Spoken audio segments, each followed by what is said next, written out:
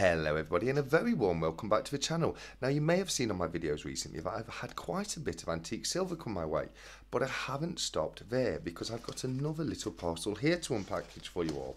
But before we get ahead of ourselves, I am going to need a brew. So now we have the new Kookaburra coaster as very kindly provided by APM. And I thought today we'll go with the Stackers Social.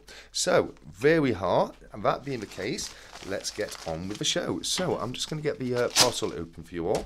Here we go, and we'll have a quick look at what's inside. Now this was an eBay purchase, and I can see they packaged it very nicely. Quite like how Ray packaged the mystery box for me. So Ray, have you been selling one of these on eBay recently? Have I bought this from you? No, I don't think so. But what we do have in here has been inspired by Ray because we have an antique sterling silver pocket watch. Now you probably have seen that. I've got the my older watch right here in the corner spinning around with the watch fob that Ray very kindly gifted to me. Now once I received that, I did have to get myself onto eBay and look for a sterling silver watch, because the one I have spinning there is just a it's a modern replica, so it's not the proper thing, and I have for a very long period of time wanted the proper thing. So I saw this on eBay. It was going at an absolute steal, so I just felt I had to pick it up. So we'll have a quick look at it. As I say, I've not had a proper look at it as of yet myself yet, but if we get the back open here, now I will enlarge that for you all. But what you should see is inside the back plate here we have the hallmark, which is the Crown assay mark, which we now know as being for the Birmingham Mint. We have the lion at the top there, which would show us that this is English sterling silver. And right here, there we have the year mark, which is S, and that would tell me that this was produced in 1917. A little below that, we can see very barely that there's a WE for the maker's mark, and I do believe that would mean this was made by William Earnhardt, and it's a very lovely piece. There's the back itself. Now I'm not sure how I would get the back open. I need to figure this out really, but yeah, we'll have a quick look at the front of the watch here, and I do know one of the hinges at least is broken. So just give me a moment. I just need to get it open for you all. Okay, I'm sorry about that. I have figured it out now. So if we have a quick look at it, we can see that there are a couple of very little minor dints on the crystal there. The hands are all there. We have a second hand at the bottom, and both the hour and the minute hands, which is definitely a bonus there. I was just about to say, we can see at the top that is the broken hinge I was referring to. So that does need a very slight repair there. I do believe that should be repairable though, looking at it. And if we take the movement out, and it's quite a nice movement. Now I'm not sure how damaged this is. Now once again, just bear with me 1 second. Sorry about that. I wanted to see if I could get the back case off, just to see if we could have a quick look at the mechanism. Unfortunately, I'm not able to do that right now, so that's something I'm going to have to do at another time. But I would like to see what condition it's in. Normally, it all depends on the balance wheel in these things. If the balance wheel is in good shape, normally they can be fixed for a fairly reasonable amount. So that would be very interesting. But looking at the face there, to say that it's dated from 1917, it's in extraordinary condition, that is. So I really am hoping that we will be able to get this up and running a little better. Now let me just get myself one of these there like that, and we'll see if that's going to work. Now I don't want to drop it. Brilliant, there we go.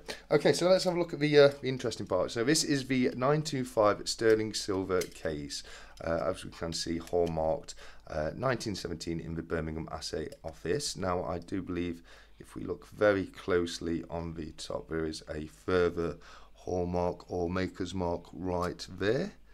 And yeah, it's just, in my opinion, it's just a beautiful item, which I'm going to truly treasure this, and I generally am going to see if there's any way that I can get this back into operational order, as it were. So I'm just going to close it back up. Here we go. So that's the latch right there. Here we go, and then that's, here we go. That would lock in like that. But yeah, what a beautiful piece. It's something I have been wanting for a while. So hopefully, fingers crossed, we will be able to get this working, and I will be able to show it again on the channel. But that's a beautiful piece. Let's get the sterling silver fob watch that Ray sent to me. So the only thing I need now is an Albert chain, a sterling silver Albert chain, and yeah, I'll be complete. So what a lovely little pickup. I just wanted to share that with everyone today. It's not a very particularly long video. I wasn't even going to film it today. I thought about filming it tomorrow, but I just couldn't wait to get into the watch and have a good look at it, so I wanted to get it out of the way. So I hope you've had a good time, and I know it may not be everyone's cup of tea. It's not coin or bullion, but it is silver, and it is a lovely piece. So I hope you've enjoyed that. Definitely let me know if you have done in the comments below, and if you haven't done so as of yet, please consider subscribing to the channel, because that kind of stuff really does help small channels like myself. But with that being the case, that's probably all I've got time for everybody today.